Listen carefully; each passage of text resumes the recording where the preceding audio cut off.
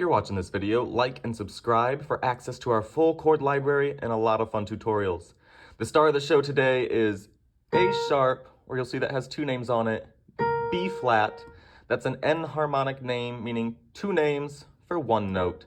So today, whether we're talking about A sharp or B flat, it's all the same. We're gonna start on a B flat, D, and F to make our main triad chord there. You could also look at it as A sharp, C double sharp, E sharp. Same notes. Easier, I only ever really see B flat, D, and F. To talk about our main triad there, get it down pat, because we're going to build from that today. To add a second, like a B flat 2 chord, we're going to need the second note up from that, a whole step away, which is a C. We'll spell that B flat, C, D, F. Get that color in there. B flat, C, D, F. For our B flat or A sharp 2 chord. To get to our fourth or suspension, take that third note out, move it up a half step. We need a B flat, E flat, F. No third, nothing in the middle. For a B flat 4, B flat, E flat, F.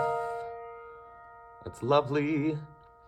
For a B flat 5 or A sharp 5, we just need a B flat and an F, nothing in between. That's our power chord.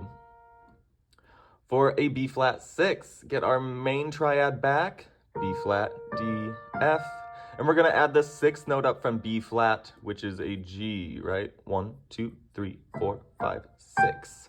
So add a G onto that main triad. B flat, D, F, G. Gives us some lovely color.